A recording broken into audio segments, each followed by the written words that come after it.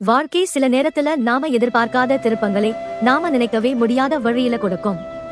ஊட்டிக்கு ஒரு ஜாலியான ட்ரிப்னு தான் கிளம்பினேன். ஆனா அந்த ரயில் நிலையத்தில் அந்த ஒரு ஹாய், அது என்னை தயங்க வச்சதையூட். ஏ நிலா, என்ன இவ்வளவு அமைதியா இருக்க? ஊட்டி வந்தாச்சு, கொஞ்சம் எனர்ஜியா இருடி. நிலா சிரித்துக்கொண்டு, இந்த காத்து, இந்த அமைதி, இதெல்லாம் பார்க்கும்போது மனசுக்கே ஒரு மாதிரி இதமா இருக்குடி. அமைதியா ரசிக்கணும் போல இருக்கு யூட். ரயில் ஒரு சிறிய ரயில் நிலையத்தில் நிற்கிறது. நிலா விறுவிறுவென இறங்கி நடைபயிற்சி செய்கிறாள். சுற்றிலும் கூட்டம். திடீரென கூட்டத்தை பொருட்படுத்தாமல் அர்ஜுன் நேராக நிலாவின் முன்னால் வந்து நிற்கிறான். நிலா அவனை பார்க்கிறாள். ஒரு கணம் நிலை தடுமாறுகிறாள் யூ. அர்ஜுன் அமைதியாக நிலாவின் கன்னத்தில் ஒரு கிஸ் கொடுக்கிறான். நிலா அதிர்ச்சியில் உறைந்து போகிறாள்.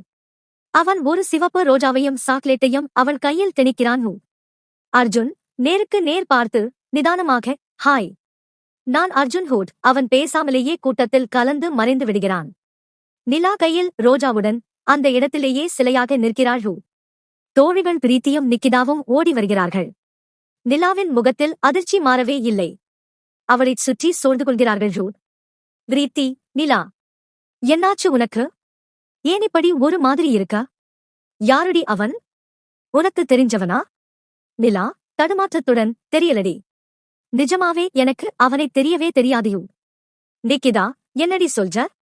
தெரியாதவன் வந்து உன் கன்னத்துல முத்தம் கொடுத்துட்டு போறான். இது என்ன சாதாரண விஷயமா? நீ ஏன் இப்படி ஷாக்ல நிக்கிற? நிலா கையில் சாக்லேட்டையும் ரோஜாவையும் வைத்துக் கொண்டு தயங்கியபடி அதை திறக்கிறாள். உள்ளே சாக்லேட் மட்டும்தான் இருக்கிறது. எந்த குறிப்பும் இல்லையூ. நிலா குழப்பத்துடன், எனக்கு எதுவுமே புரியலடி. என் கன்னத்துல அவனுக்கு எப்படி அவ்வளவு தைரியம் வந்துச்சு?